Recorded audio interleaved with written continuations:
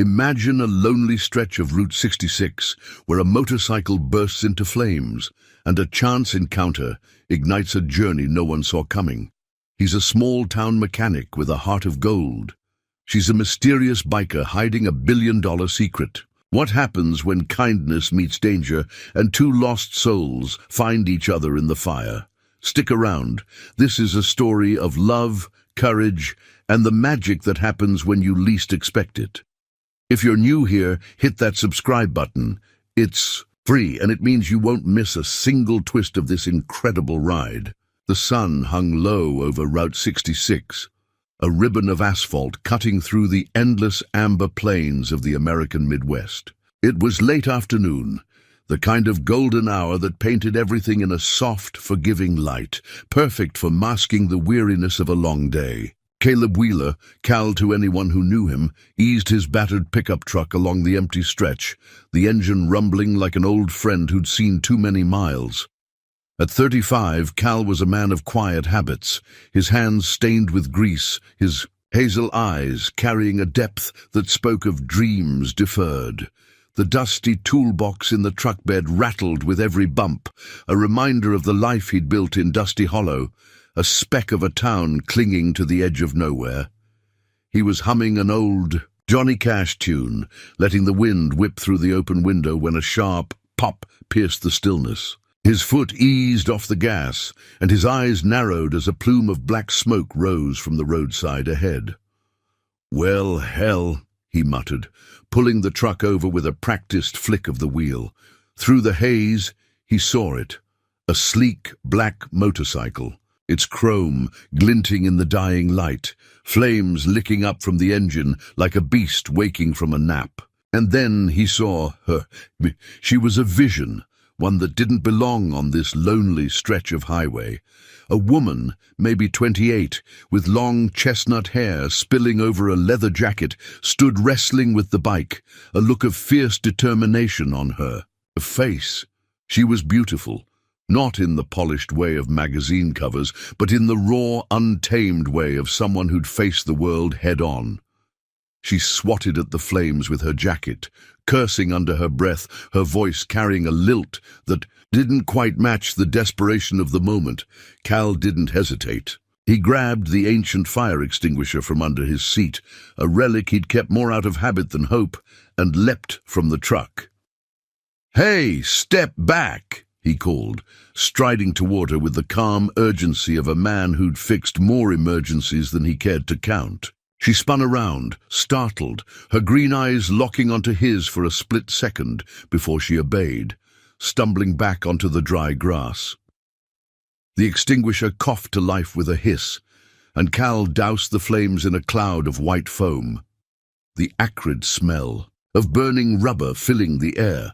When the last flicker died, he lowered the canister, wiping sweat from his brow with the back of his hand. "You okay?" he asked, turning to her. She nodded, brushing soot from her jeans. "Yeah, thanks to you." Her voice was steady now, softer, with a trace of something he couldn't place, gratitude maybe, or relief. Up close, she was even more striking, her features sharp yet warm, like a painting you couldn't stop staring at.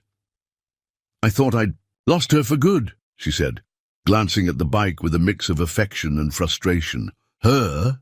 Cal raised an eyebrow, a faint grin tugging at his lips. "Blackbird," she replied, patting the handlebars. "She's been with me through a lot." "Well, Blackbird's a fighter, but she's not out of the woods yet," Cal said, crouching. To inspect the damage, the engine was a mess, charred wires, a busted fuel line. He straightened up, dusting his hands on his faded flannel shirt. "I can fix her up for you. Got a shop a few miles down in Dusty Hollow. No charge." Her eyes widened, a flicker of surprise crossing her face. "You don't even know me." "Don't need to," he said simply, meeting her gaze. "Folks out here help each other.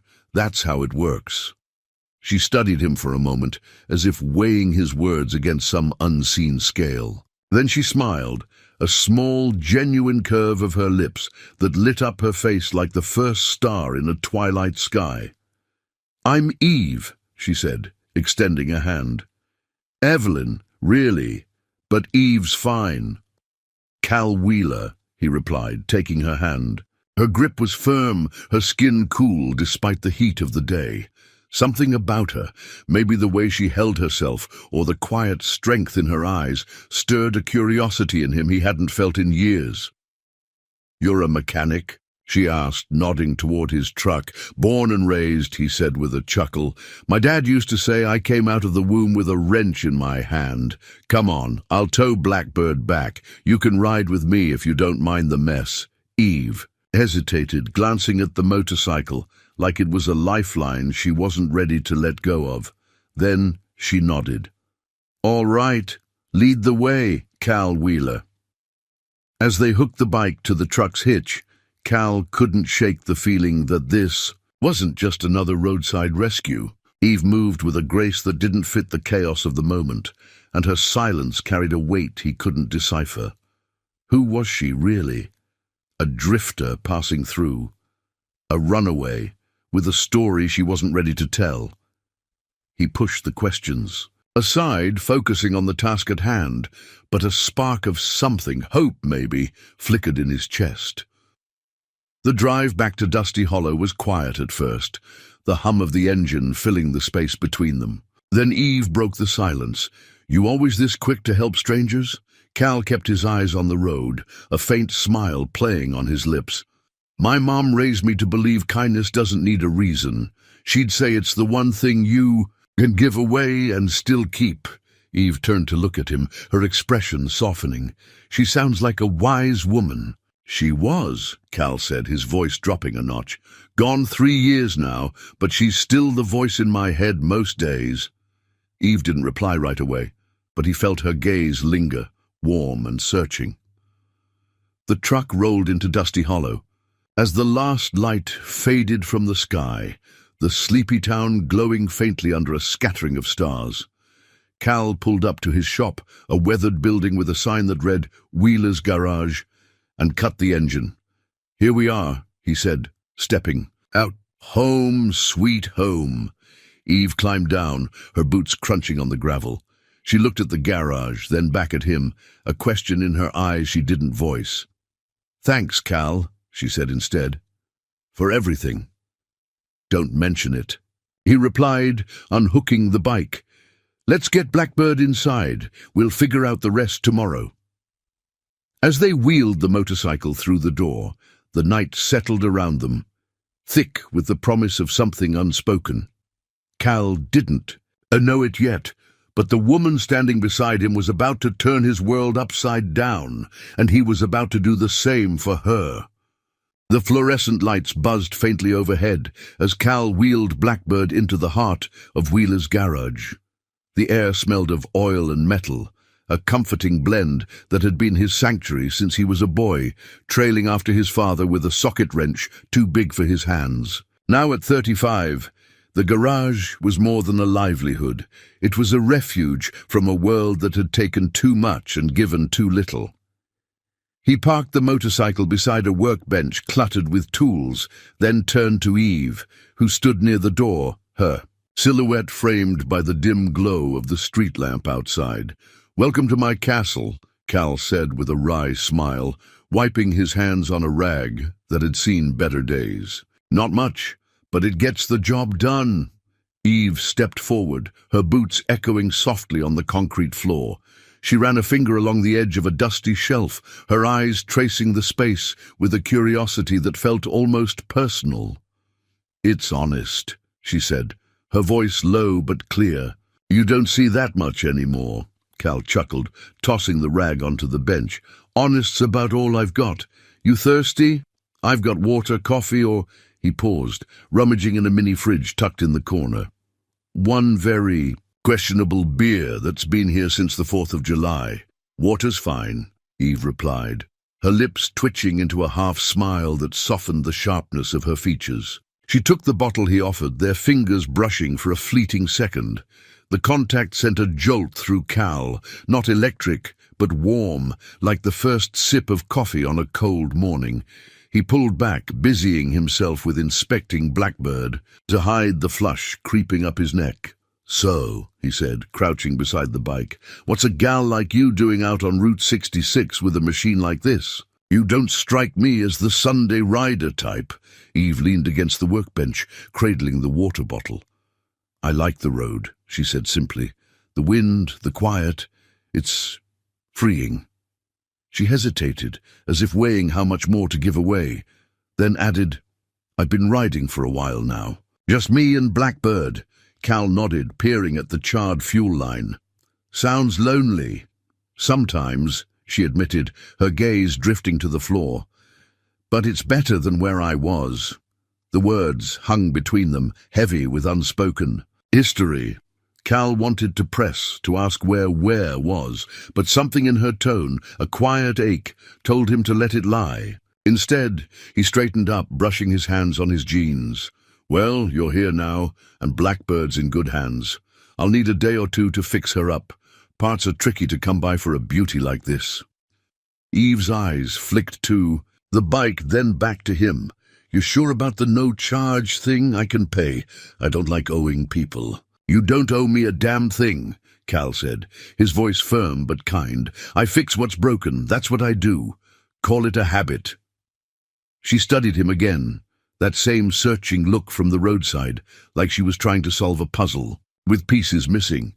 "You're a rare breed, Cal Wheeler," she said at last, and there was a warmth in her tone that caught him off guard.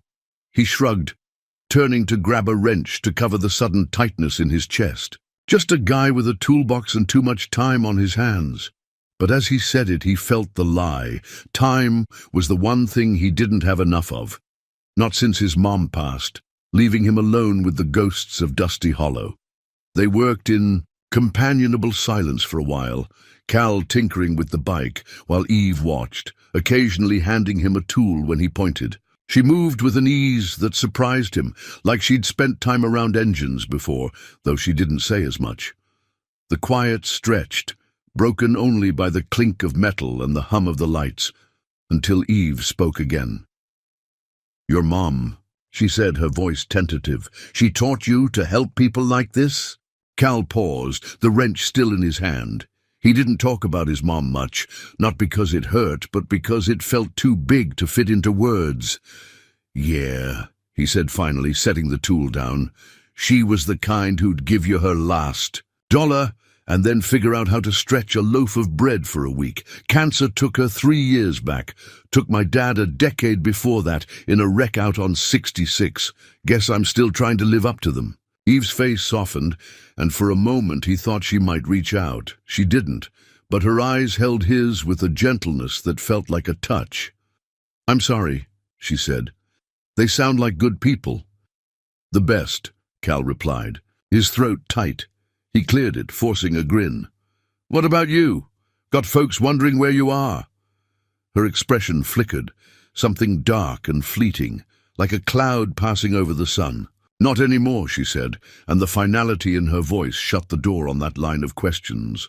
She took a sip of water, then set the bottle down with a deliberate thud. "You live around here?"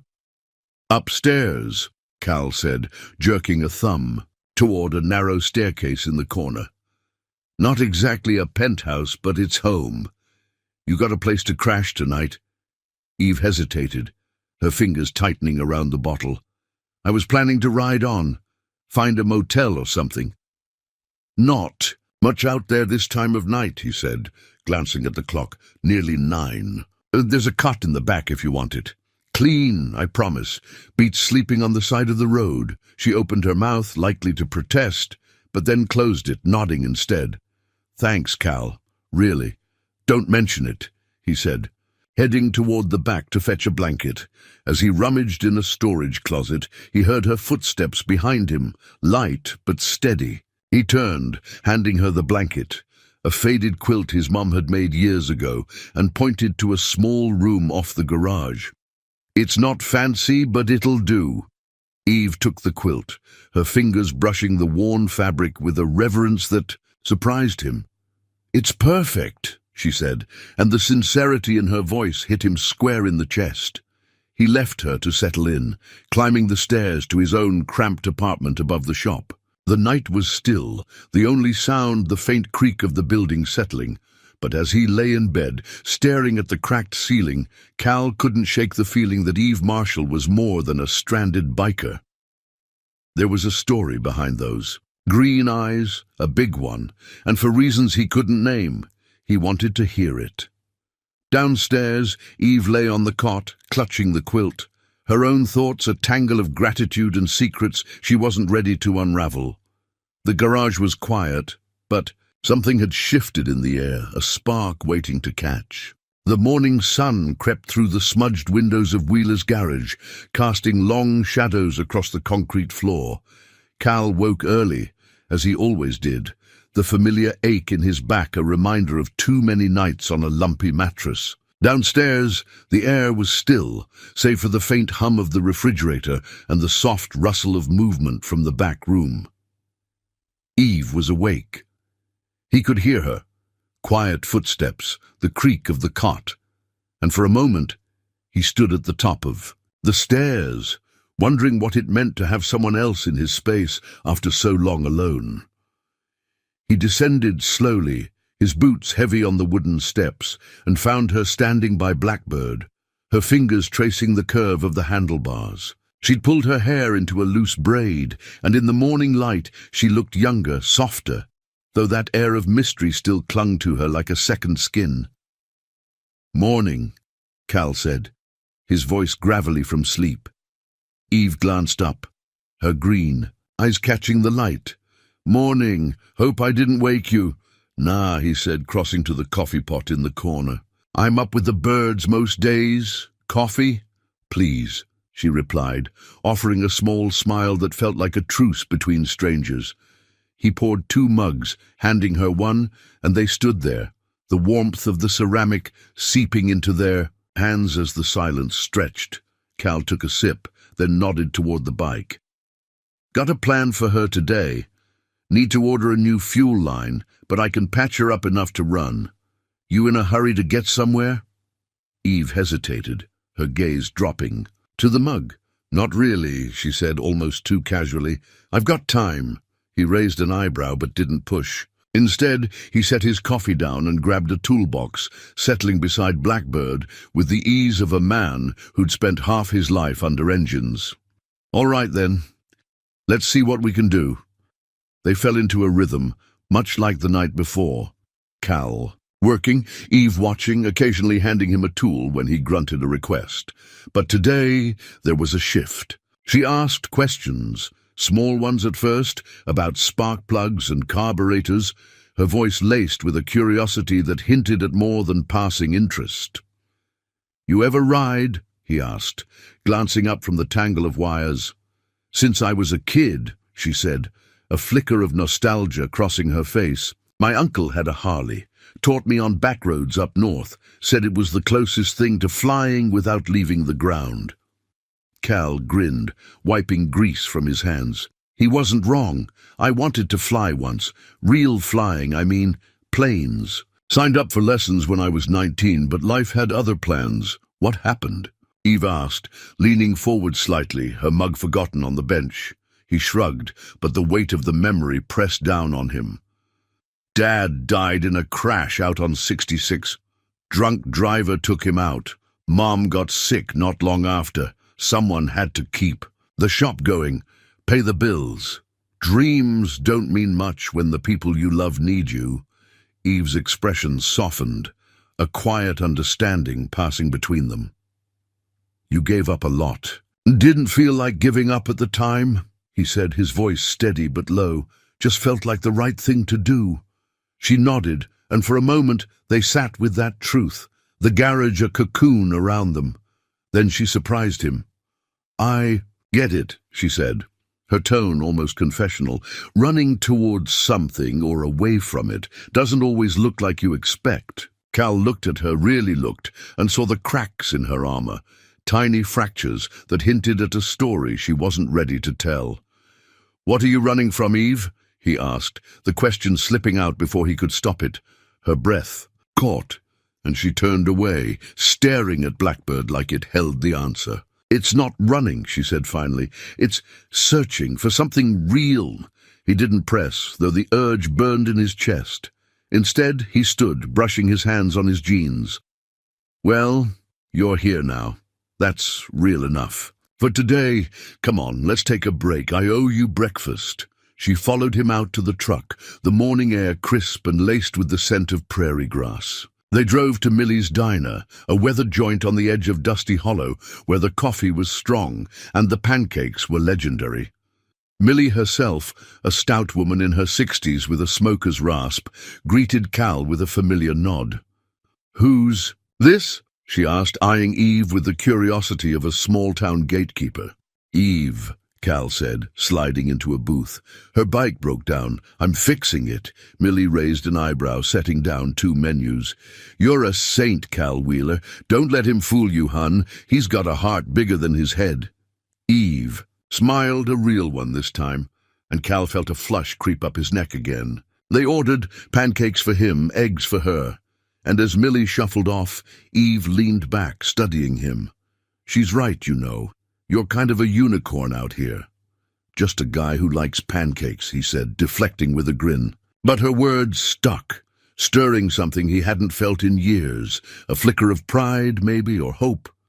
The food came, and they ate in easy silence until Millie returned with the coffee pot. "You passing through, Eve?" she asked, refilling their mugs. "Something like that," Eve replied, her voice tightening just enough for Cal to notice. "She's staying till the bike's fixed," he cut in, earning a grateful glance from Eve. Millie hummed, unconvinced, and left them to their meal. Back at the garage, the day slipped by in a blur of repairs and small talk. By late afternoon, Cal had the fuel line patched, and Blackbird roared to life with a throaty growl that made Eve's eyes light up. "You're a miracle worker," she said, clapping him on the shoulder. "Just a mechanic," he corrected, but her praise warmed him more than he'd admit. As the sun dipped low, casting golden streaks through the windows, Eve turned to him, her expression shifting, serious, almost vulnerable. "Cal," she said, her voice barely above a whisper. "I need to tell you something." He froze, the wrench in his hand forgotten. "Yeah?" She took a deep breath, her eyes locking onto his. "My name's Evelyn Marshall, and I'm not just some biker. I used to be someone else, someone with a lot of money and a lot of baggage." The confession hung in the air, a spark igniting a fire Cal hadn't seen coming. He stared at her, heart thudding, knowing this was the moment everything changed, and wondering just how deep her story went. The words hung in the garage like dust motes, caught in a shaft of fading sunlight. Evelyn Marshall, not just Eve, not just a biker with a broken-down ride, stood before Cal, her confession ringing in his ears. Money, baggage, the weight of... It settled over him as he set the wrench down, its clatter against the workbench louder than it should have been. He looked at her, really looked, and saw the tension in her shoulders, the way her green eyes darted to the floor as if she'd just handed him a burden she wasn't sure he'd carry.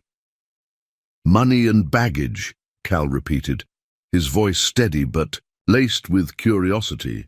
"That's a hell of a way to introduce yourself twice." Eve let out a breath, half a laugh, and ran a hand through her braid, loosening a few strands. "I didn't mean to drop it like that. I don't know. You've been straight with me, Cal. Felt wrong not to give you something back." He leaned against the bench, crossing his arms, his hazel eyes searching hers. "All right. So, who's Evelyn Marshall?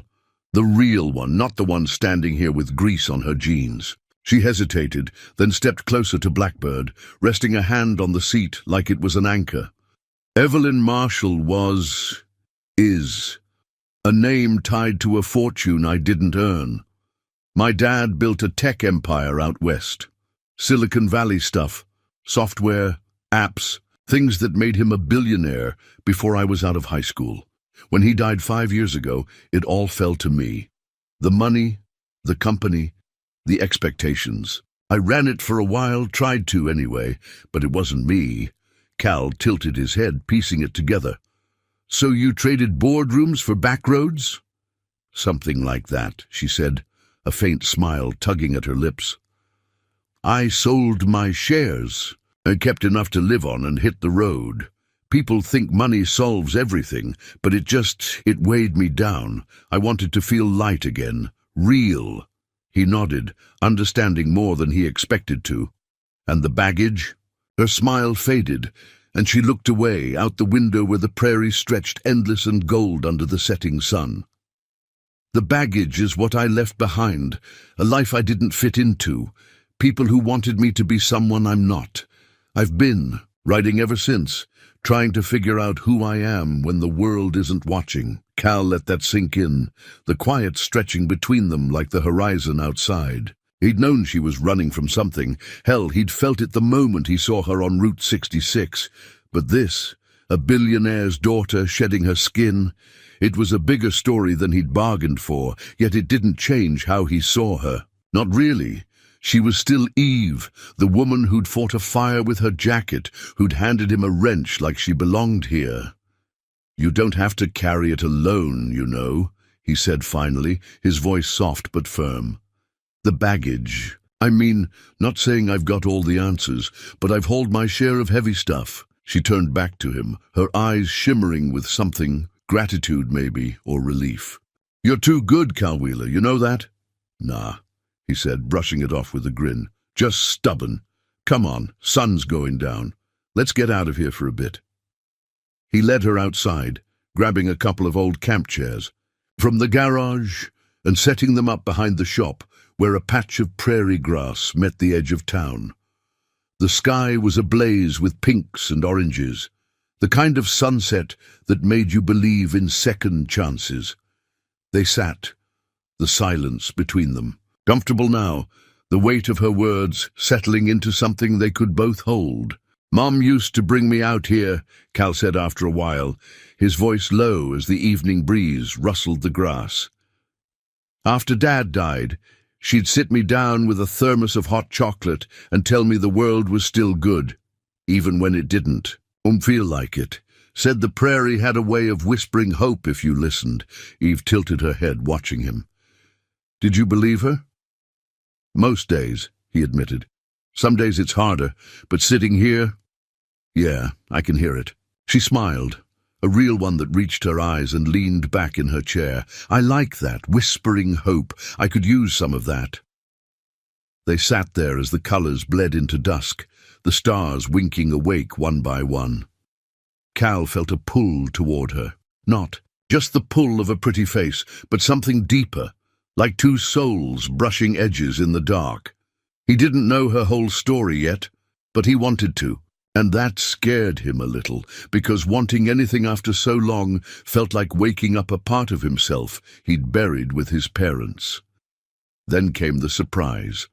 A low rumble in the distance, growing louder until a pickup truck crested the hill, its headlights slicing through the twilight.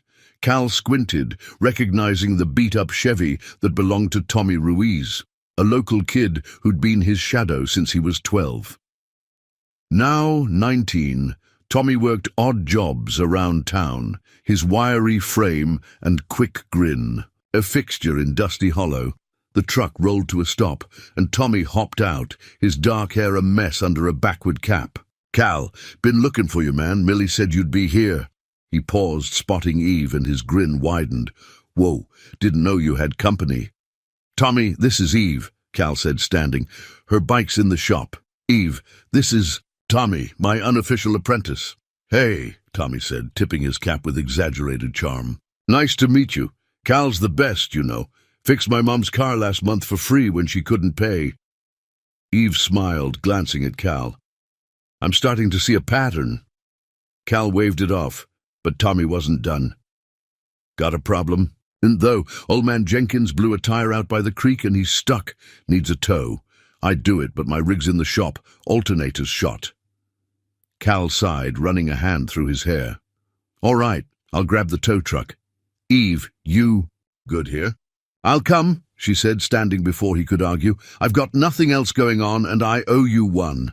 Tommy raised an eyebrow, but Cal just nodded, a flicker of warmth in his chest. Fair enough. Let's roll. They piled, Into Cal's tow truck, Eve in the middle, Tommy chattering about Jenkins' legendary temper, and headed out into the night. As the headlights cut through the dark, Cal stole a glance at Eve, her profile steady and calm beside him. She'd given him a piece of herself today, and he'd taken it without judgment. Maybe that's what hope sounded like out here. Not a whisper, but an echo, bouncing back louder with every mile. The tow truck rattled along the narrow dirt road leading to Jenkins Creek, its headlights carving a tunnel through the inky darkness of the prairie night. Cal gripped the wheel, the familiar hum of the engine a steady pulse beneath Tommy's. Chatter and Eve's quiet presence beside him. She sat between them, her shoulder brushing his with every bump, a closeness that felt both accidental and deliberate. The air in the cab was thick with the scent of gasoline and the faint tang of her leather jacket, and Cal found himself hyper-aware of her steady breathing, the way her fingers tapped lightly on her knee. "Old man Jenkins is going to be pissed," Tommy said, leaning forward with a grin. "Last time his tire blew, he cussed me out for 20 minutes straight, said I should have fixed the road myself." Cal chuckled, the sound low and warm. "Jenkins cusses out the wind when it blows. Too hard." "Don't take it personal," Eve smirked, glancing between them. "Sounds like a character." "Oh, he's a whole novel," Tommy replied, launching into a tale of Jenkins' latest rant about the postal service. Cal let the kid talk, grateful for the distraction. Eve's confession from earlier still echoed in his mind. A fortune I didn't earn, a life I didn't fit into. And he couldn't shake the feeling that she'd handed him a piece of herself she rarely shared. It made him want to give something back, though he wasn't sure what he had left to offer. They reached the creek, a shallow ribbon of water glinting under the moon, where Jenkins's rusted Ford sat crooked on the shoulder, one tire shredded. To ribbons. The old man stood beside it, a lantern in one hand, his weathered face set in a scowl that could curdle milk. "Took you long enough, Wheeler," he barked as Cal cut the engine and stepped out. "Evening to you too, Jenkins," Cal said, unfazed, grabbing his tow kit from the truck bed. "Let's get you sorted." Eve and Tommy climbed out behind him, and Jenkins' eyes narrowed at the sight of her. "Who's this? Don't tell me you're hiring help now."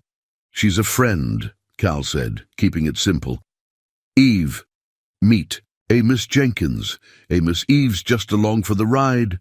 Jenkins grunted, sizing her up. "Hope you're tougher than you look, girl. This ain't no place for city folk." Eve met his gaze, unflinching. "I've handled worse than a flat tire, Mr. Jenkins. Don't worry about me." The old man huffed, but a flicker of respect crossed his face before he turned back to Cal. "Well, get on with it. I ain't got all night." Cal set to work, hooking the Ford to the tow truck with practiced ease, while Tommy held the lantern and Eve watched, her arms crossed against the chill. The night was quiet, save for the rustle of grass and the occasional croak of a frog, and Cal felt a strange peace settle over him.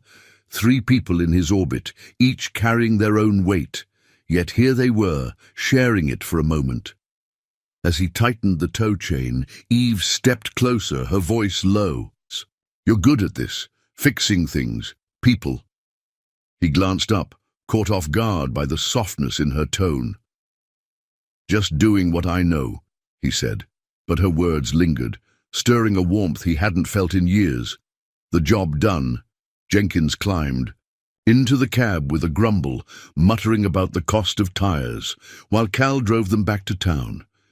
Eve stayed quiet, her eyes on the road, but her presence beside him felt like a tether, a lifeline he hadn't known he needed. They dropped Jenkins, off at his ramshackle house on the edge of Dusty Hollow, the old man tossing Cal a crumpled 20 before stomping inside. "Generous tonight," Tommy quipped, pocketing the bill Cal handed him. "See you tomorrow, boss." "Yeah," Cal said. "Get some rest." Tommy waved and jogged off toward home, leaving Cal and Eve alone in the truck. The silence stretched, heavy with the day's revelations, until Cal turned to her. "You didn't have to come. Most folks would have stayed back." "I wanted to," she said, meeting his gaze.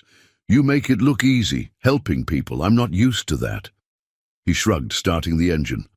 It's not always easy. Just feels right. They drove back to the garage, the night wrapping around them like a blanket. But as they pulled into the lot, a flicker of movement caught Cal's eye. A shadow near the shop door, quick and deliberate. He tensed, cutting. The headlights. "Stay here," he said, his voice low. Eve frowned, peering into the dark. "What is it?" "Not sure," he muttered, grabbing a flashlight from the glove box. He stepped out, the gravel crunching under his boots, and aimed the beam toward the door. The light caught a figure, a man in a dark coat, his face obscured by a hood, slipping around the corner of the building. "Hey!" Cal called, striding forward, but the figure bolted, disappearing into the shadows beyond the garage. He gave chase for a few yards, then stopped, his breath visible in the cool air. Whoever it was, they were gone. Eve was beside him now, her eyes wide but steady. "Who was that?" "No idea," Cal said, scanning the darkness. "Kids, maybe. Happens sometimes, teenagers messing around, but that didn't feel right." She touched his arm, her fingers light but firm. "You okay?" "Yeah," he said, though his pulse still raced. "Just don't like surprises." They headed inside, locking the door behind them, and Cal checked the garage. Nothing missing, nothing broken. Still, the unease lingered, a ripple in the calm he'd felt all day. Eve watched him, her expression unreadable, until she broke the silence. "Cal, there's something else I didn't tell you." He turned, the flashlight still in his hand. "What?" She took a deep breath, her voice steady but laced with something raw. "The money I kept, it's not just mine. There's people who think I owe them, people who might look for me." The words hit him like a punch, and he lowered the light, his mind racing. "You mean that guy? I don't know," she cut in, her eyes pleading. "Maybe it's nothing, but I couldn't keep it from you, not after tonight." Cal stared at her, the weight of her words sinking in. She wasn't just running from a past, she was running from a threat, one that might have followed her here. And yet, standing there in his garage, her braid frayed and her hands trembling just enough to notice, she looked stronger than ever. He stepped closer, his voice firm. "Whatever it is, Eve, we'll figure it out. You're not alone in this." Her eyes shimmered, and she nodded, a fragile trust blooming between them. Outside, the night pressed against the windows, hiding. Secrets neither of them could yet see, but inside, a bond was forming, forged in kindness and tempered by the unknown. The garage felt smaller after Eve's words, the air thick with the unspoken. Cal stood there, flashlight still dangling in his hand, its beam cutting a faint circle on the concrete floor. Her admission, "People who might look for me," echoed in his mind, stirring a protective instinct he hadn't tapped since his mom's final days. He looked at Eve, her green eyes wide but resolute, and saw a woman caught between running and standing her ground. Whatever she'd left behind, it wasn't done with her yet. "You want to tell me more?" he asked, his voice low, steady, like he was coaxing a skittish engine back to life. Eve shook her head, her braids swaying slightly. "Not tonight. I don't even know if it's real. Just a feeling. But I needed you to know." He nodded, setting the flashlight down. "Fair enough. You're safe here, Eve. That's what matters." She offered a small, grateful smile, but it didn't reach her eyes. "Thanks, Cal. I mean it." He waved it off, locking the garage door tighter than usual before leading her to the cot in the back. "Get some sleep. We'll sort it out in the morning." But as he climbed the stairs to his apartment, sleep felt a million miles away. He lay on his bed, staring at the ceiling, the creak of the old building mixing with the thud of his own heartbeat. Who was after her? Debt collectors? Family? Something worse? And why did it feel like his quiet life was unraveling with every minute she stayed? Morning broke grey and heavy, clouds rolling in from the west like a promise of trouble. Cal found Eve already up, sitting by Blackbird with a mug of coffee, her leather jacket draped over the workbench. "Storm's coming," she said, glancing out the window as he joined her. "Looks like it," he replied, pouring himself a cup. "Good day to stay inside. I'll call around for that fuel line today, get Blackbird back on her feet." She nodded, but her eyes were distant, fixed on the gathering clouds. "Cal, about last night." "Don't," he cut in gently. "You don't owe me an explanation, not till you're ready." Her shoulders relaxed, and she took a sip of coffee, the silence between them soft but charged. They spent the morning in the garage, Cal on the phone with suppliers, while Eve tinkered with a set of old tools, her hands moving with a quiet confidence that surprised him. She wasn't just a rider, she knew her way around a machine, and that made him wonder again about the life she'd left behind. By noon, the sky was a bruised purple, and rain began to tap against the roof, a steady rhythm that cocooned them. In the shop, Cal hung up from his last call, parts were on the way, due tomorrow, and turned to Eve. "You hungry? I make a mean grilled cheese." She grinned, a spark of lightness breaking through her guarded demeanor. "Lead the way, chef." Upstairs, his tiny kitchen was a museum of mismatched dishes and faded linoleum, but it felt alive with her there. They cooked together, Cal flipping sandwiches, Eve slicing a tomato from Millie's last delivery, and the domesticity of it caught him off guard. He hadn't shared a meal like this since his mom, and the ache of that memory mingled with something new, something warm. They ate at the small table by the window, rain streaking the glass as thunder rumbled in the distance. "This is good," Eve said, biting into her sandwich. "You're full of surprises." "Years of practice," he said with a chuckle. "Mom taught me, said a man who can't cook is only half a man." "She was right," Eve replied, her tone softening. "You talk about her a lot." "She's hard to forget," he admitted, setting his plate down. "Kept me going when I didn't want to. You got someone like that?" Her smile faded and she looked out at the storm. "My uncle, maybe. The one with the Harley. He was the only one who didn't care about the money. Taught me to ride, to breathe. He's gone now, heart attack, couple years back." "I'm sorry," Cal said, and he meant it. "Sounds like he was a good man." "The best," she whispered, then shook her head, as if clearing a fog. "What about you? Ever think about leaving this place?" "Sometimes," he said, leaning back, "but Dusty Hollow's home. It's where they were. Mom, Dad. Feels like leaving them if I go." She nodded, understanding in her eyes, and they sat there, the storm a backdrop to their quiet connection. But the peace shattered with a sharp bang, the garage door rattling, as if struck by something heavy. Cal was on his feet in an instant, Eve right behind him. Downstairs, rain lashed the windows, and the door shook again. Not the wind, but a deliberate force. Cal grabbed a crowbar from the bench, his pulse racing. "Stay back," he told Eve, but she stepped forward, her jaw set. "No way," she said, grabbing a wrench. "If it's trouble, we face it together." He didn't argue. There wasn't time. He flung the door open, rain soaking him instantly, and saw it. A black SUV parked across the lot, its headlights off, two figures in dark coats standing beside it.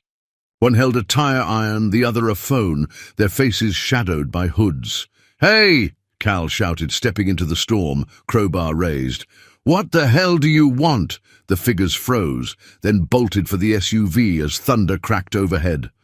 The engine roared to life, tires spitting gravel as they peeled out into the night. Cal started after them, but Eve grabbed his arm. "Don't! They're gone!" He turned, rain dripping from his hair, adrenaline pumping. "Who were they, Eve? Tell me straight." She shivered, soaked and pale, but her voice was steady. "I don't know for sure. Could be nothing. Could be someone from my old life. Creditors, maybe. My dad owed people when he died. I thought I'd settled it, but they found you," he finished, his grip tightening on the crowbar. "Why didn't you say it was this bad?" "I didn't know," she said, her eyes pleading. "I swear, Cal, I thought I'd outrun it." He stared at her, the storm raging around them, and felt a surge of something fierce, Anger, yes, but mostly a need to shield her. "You're not running anymore," he said, his voice cutting through the rain. "Not alone. We'll deal with this together." She nodded, rain mixing with the tears she didn't bother to hide, and they stumbled back inside, dripping and shaken. As they stood there, breathless, Cal realized this wasn't just about fixing a bike or helping a stranger anymore. It was about standing firm, about choosing someone worth fighting for. And in that moment, with the storm howling outside, he knew he'd already made his choice. The storm battered Wheeler's garage through the night, a relentless drumbeat of rain and wind that seemed to mirror the turmoil in Cal's chest. He and Eve had retreated inside, soaked to the bone, the echo of the fleeing SUV still ringing in their ears. Now, as the first grey light of dawn seeped through the windows, the world outside was quiet, the air heavy with the scent of wet earth. Cal stood by the coffee pot, pouring 2 mugs, while Eve sat on the cot, wrapped in his mom's old quilt, her damp hair clinging to her face. "You didn't sleep," she said, her voice soft but sure, as he handed her a mug. He shrugged, settling onto a stool across from her. "Couldn't. Kept thinking about that SUV. You?" "Same," she admitted, cradling the coffee. "I'm sorry, Cal, I didn't mean to drag you into this." "You didn't drag me anywhere," he said, his tone firm but kind. "I chose to be here, still do." Her eyes met his, shimmering with something raw, gratitude maybe, or trust, and she nodded, a silent pact forming between them. They sipped, their coffee in the stillness, the garage a fortress against whatever lurked beyond. But Cal's mind churned. Creditors, thugs, whoever they were, they'd found Eve in Dusty Hollow, a speck on the map no one should have cared about, and that meant they weren't just chasing money, they were chasing her. "We need a plan," he said finally, setting his mug down. "If they're bold enough to show up here, they'll be back. You can't keep running blind." Eve's jaw tightened, but she didn't argue. "I know, I don't know where to start. I thought I'd paid off my dad's debts, sold everything, settled what I could. But he was messy, Cal. Left deals I didn't even know about." He leaned forward, elbows on his knees. "Then we dig. Figure out who's after you, what they want. I've got friends around here. Tommy's mom works at the bank. Millie here's. Everything. We'll find something." She smiled faintly, a flicker of hope breaking through. "You're making this sound like a detective novel." "Maybe it is," he said with a grin. "But I'm not letting you play the damsel. And tougher than that." Her laugh was small but real, and it warmed him more than the coffee. They finished their drinks, and as the rain tapered off, Cal got to work on Blackbird, installing the patched fuel line while Eve paced, her energy restless but focused. By mid-morning the clouds parted, and sunlight spilled across the prairie, turning puddles into mirrors of the sky. "Let's get some air," Cal suggested, wiping his hands. "Clear our heads." They stepped outside, the world fresh and glistening, and walked to the edge of town, where the creek ran slow and steady. The water reflected the blue above, and Cal felt a pang of memory, his mom wading in that creek with him splashing and laughing like the world couldn't touch them. He glanced at Eve, her face tipped toward the sun, and wondered if she'd ever had moments like that, untouched by the weight she carried. "You ever fish?" he asked, breaking the quiet. She raised an eyebrow. "Not since I was a kid. Why?" He grinned, jogging back to the garage and returning with 2 old rods and a tin of worms he kept for lazy days. "No better way to think than with a line in the water." "Come on." They set up on the bank, casting their lines into the creek, the gentle plink of the hooks, a soothing counterpoint to the night's chaos. Eve fumbled at first, her cast awkward, but Cal guided her with a patience that felt natural. "There you go," he said as her line sailed smooth. "You're a natural." "Hardly," she said, but she smiled, settling beside him on the grass. They sat there, rods in hand, the silence companionable, until she spoke again. "This feels normal. I haven't had normal in a long time." Normal's underrated, Cal replied, reeling in his line. Took me years to figure that out. She nodded, her gaze on the water. I used to think I needed more. Bigger. Better. But out here, with you, it's enough. The words hit him square, a quiet confession that made his chest ache. He wanted to say something back, to tell her she was enough too, but before he could, a shout broke the stillness.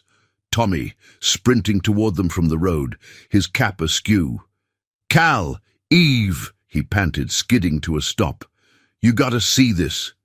They dropped their rods and followed him back to the garage, where Tommy pointed to a folded note tucked under the windshield wiper of Cal's truck. Cal's stomach sank as he pulled it free, the paper damp but legible.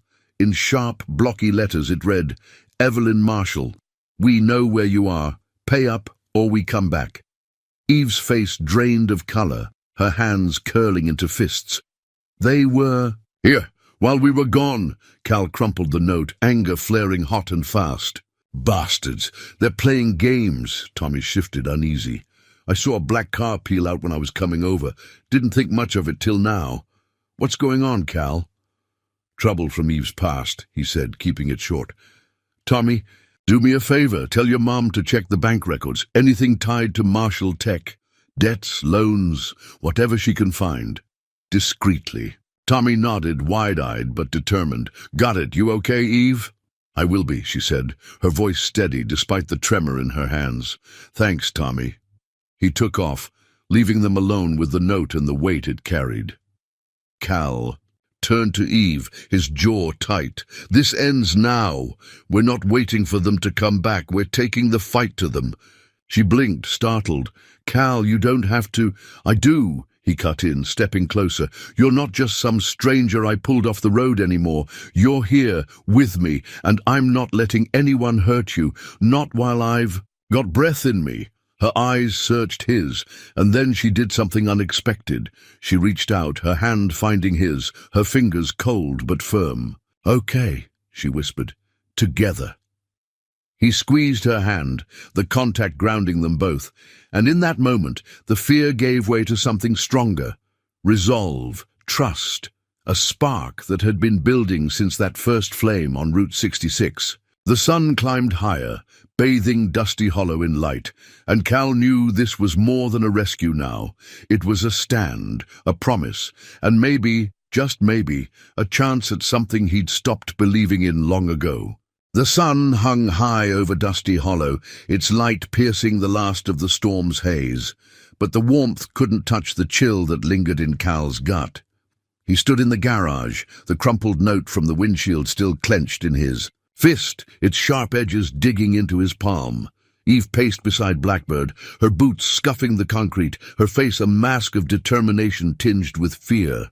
The words, "Pay up or we come back," were a gauntlet thrown down, and Cal felt the weight of it settle over them both.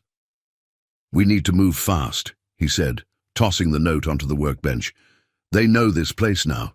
Staying put's not an option." Eve stopped, turning to him, her green eyes sharp. "Move where? I've been running for months, Cal. Hiding doesn't work. They keep finding me." "Then we don't hide," he replied, his voice steady but fierce. "We find them first.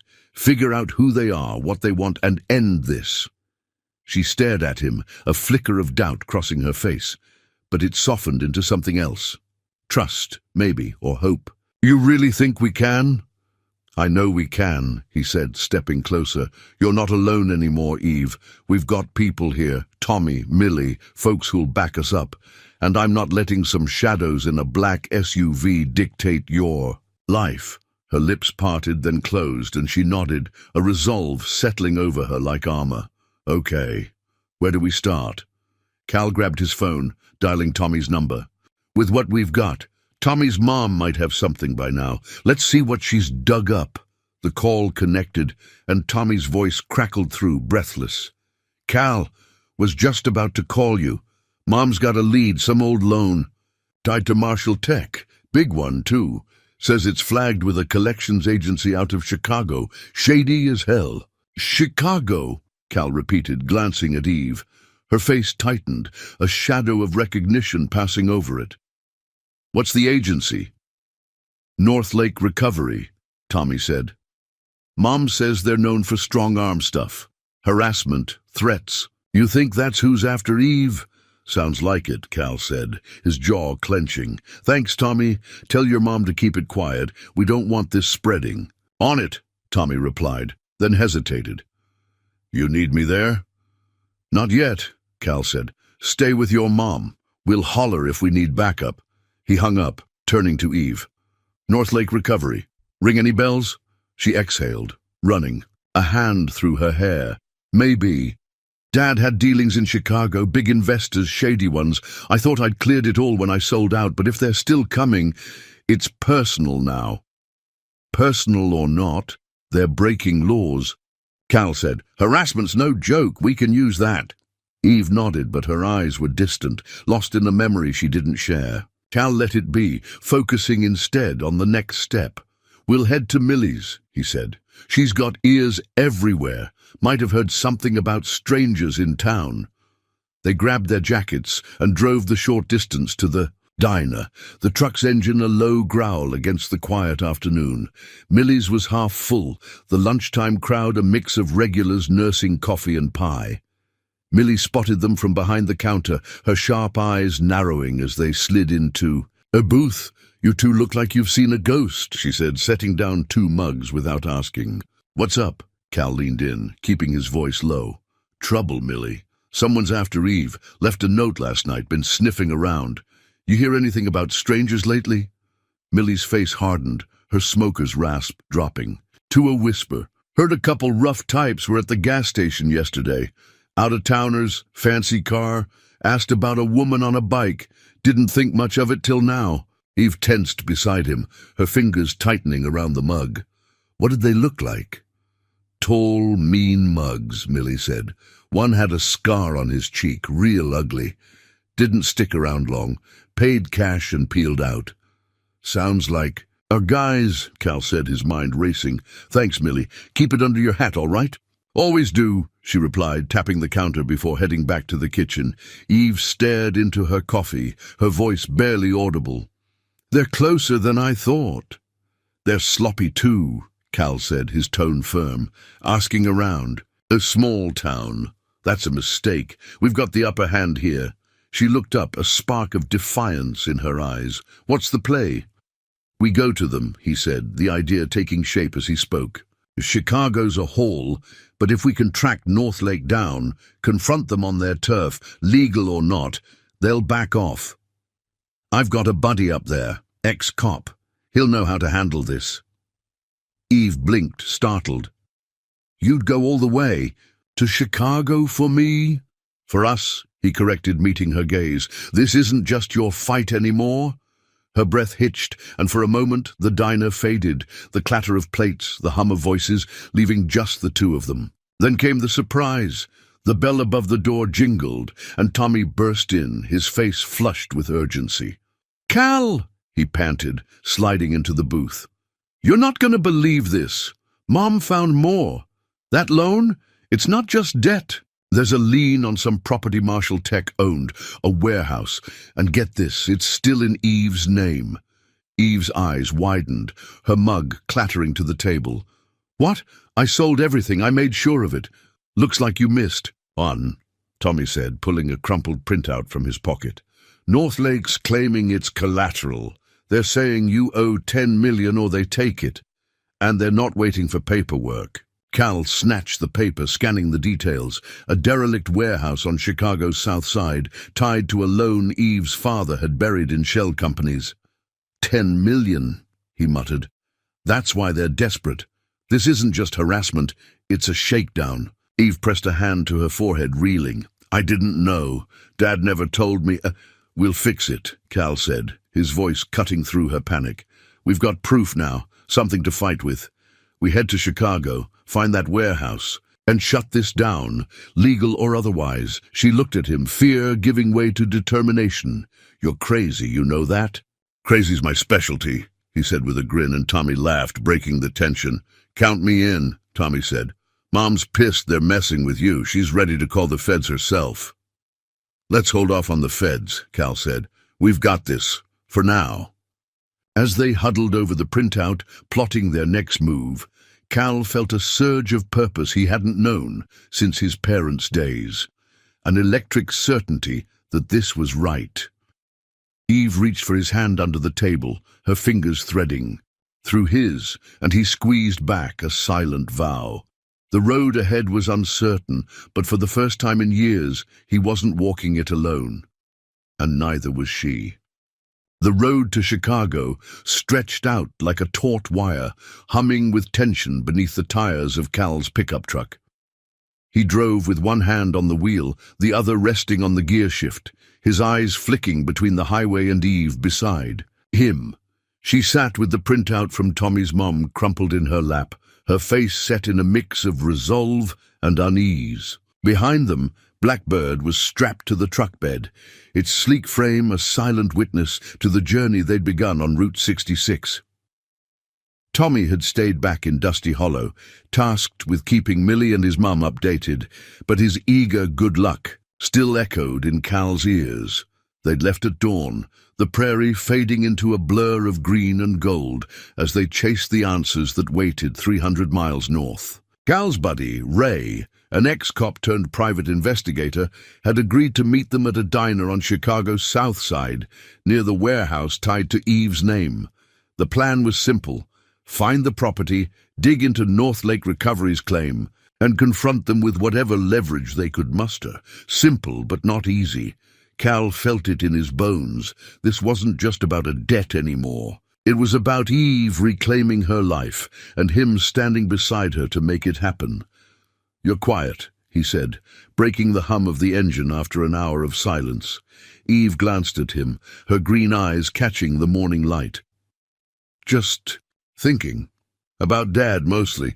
He was a genius with tech, but a mess with people. I should have known he'd leave something like this behind." Cal nodded, his grip tightening on the wheel.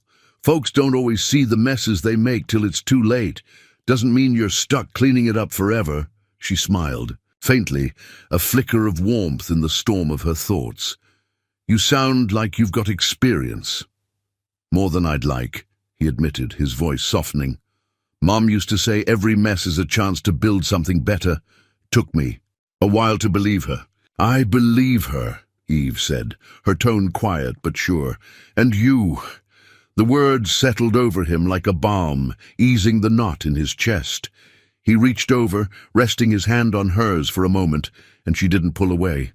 They drove on, the miles peeling back layers of uncertainty, until the skyline of Chicago loomed ahead, steel and glass clawing at the sky, a world so far from Dusty Hollow it felt like another planet. Ray was waiting at the diner, a grizzled man in his 50s with a salt and pepper beard and a no-nonsense stare. He slid into the booth across from them, a folder tucked under his arm. "Wheeler," he greeted, nodding at Cal, then glancing at Eve. "You must be Evelyn. Heard. You've got some vultures circling." "Something like that," she said, her voice steady despite the weight of his gaze. Ray opened the folder, spreading papers across the table. Deeds, loan agreements, a tangle of legalese Cal could barely parse. "This warehouse," he said, tapping a grainy photo of a squat, rust-streaked building. "It's yours, all right, buried under a shell company your old man set up.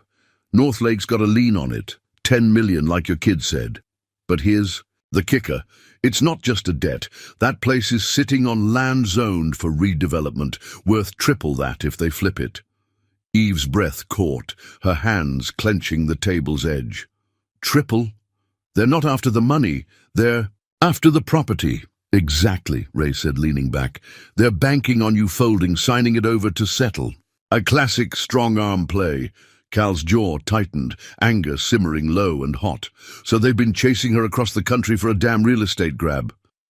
"Looks like it," Ray said.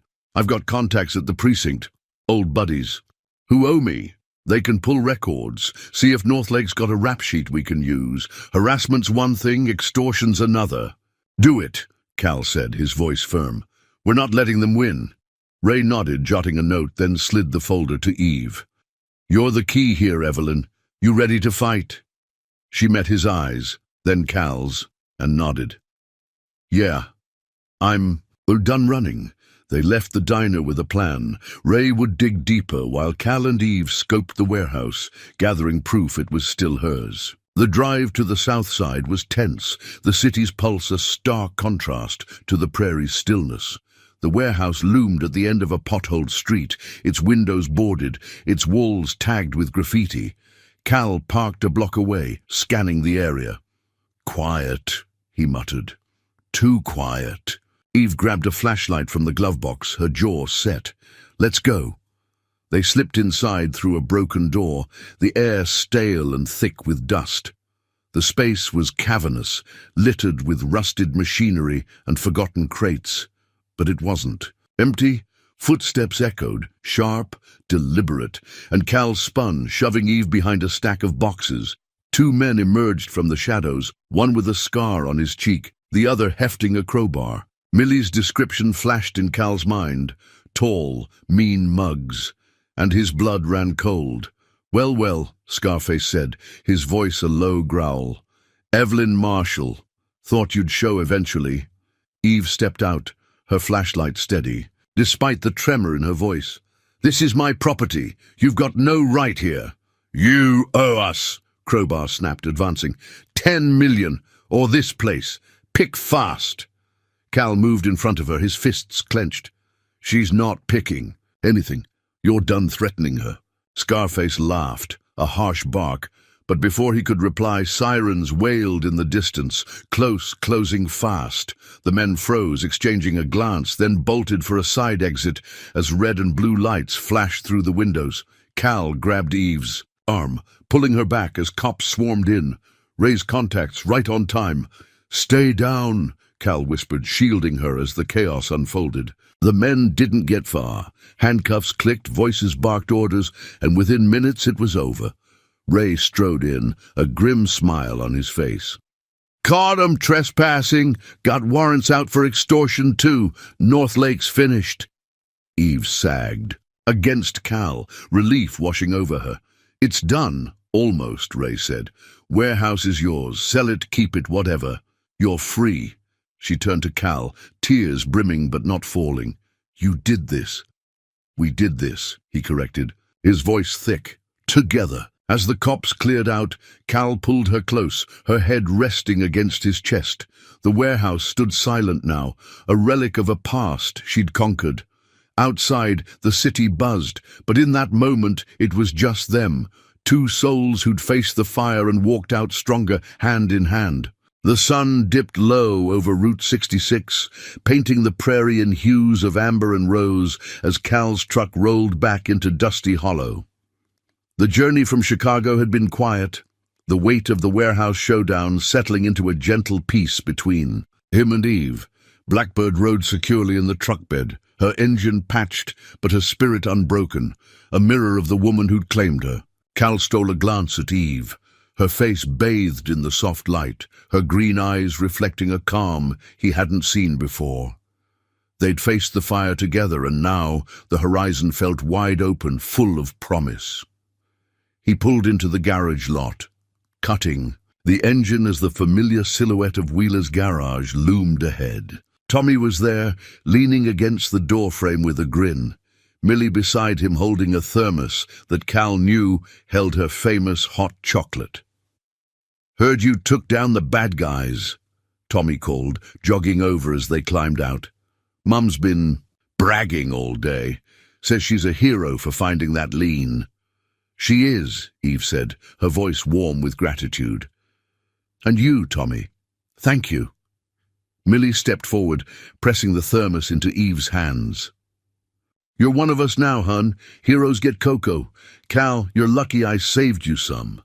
Cal chuckled, the sound easing the last of his tension. Wouldn't expect less, Millie. They gathered inside, the garage glowing with the flicker of a lantern Tommy had lit, its soft light dancing across the tools and benches. Eve set the thermos down, pouring mugs for everyone, and the simple act felt like a ritual, a homecoming. Cal watched her, marveling at how she fit here, her leather jacket draped over a chair, her hands steady as she passed him a mug. Their fingers brushed and she smiled. A real unguarded smile that lit up the room more than any lantern could. "So," Millie said, settling onto a stool with a creak, "what's next? You selling that warehouse, Eve?" Eve nodded, sipping her cocoa. "Yeah, Ray's handling the paperwork. Says it'll fetch enough to clear any leftover debts and then some. I don't need it. Never did." "What do you need?" Tommy asked, his curiosity as boundless as ever. She glanced at Cal, her eyes softening. "This. A place to belong. People who don't care about what I used to be." Cal's chest tightened, a swell of something bright and fierce rising in him. He set his mug down, stepping closer. "You've got that here, long as you want it." Her breath caught, and for a moment the world shrank to just them. The clatter of Millie's spoon, Tommy's teasing whistle fading into the background. Then she reached for his hand, her fingers threading through his, and the contact was a quiet vow, a tether stronger than any storm. The evening stretched into night, the four of them talking and laughing over cocoa and Millie's tales of Dusty Hollow's wilder days. But as the stars took over the sky, Cal felt a pull to step outside, to breathe in the moment. He slipped out the back door, Eve following without a word, and they sank into the camp chairs by the prairie's edge, the same spot where he'd shared his mum's wisdom days before. The air was cool, laced with the scent of damp grass, and the silence between them was comfortable, rich with everything they'd been through.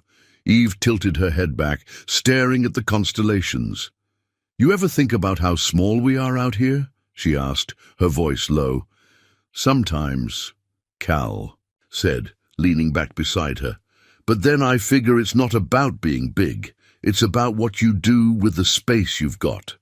She turned to him, her face luminous in the starlight. "You've done a lot with yours, Cal. More than you know." He shrugged, but her words sank deep, stirring a pride he hadn't let himself feel in years. "You too, Eve.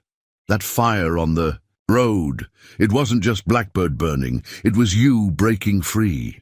Here Eve's shimmered and she leaned closer, her shoulder brushing his. "I didn't break free alone. You were there pulling me out. Every step." He met her gaze, his heart thudding steady and sure. "And I'd do it again. Every damn time." The words hung between them, a spark igniting into something brighter. And then she kissed him. Soft at first, tentative, like testing the ground after a long fall. But when he kissed her back, it was firm, certain, a promise woven into every touch. The prairie whispered around them, the wind carrying their quiet laughter as they pulled apart.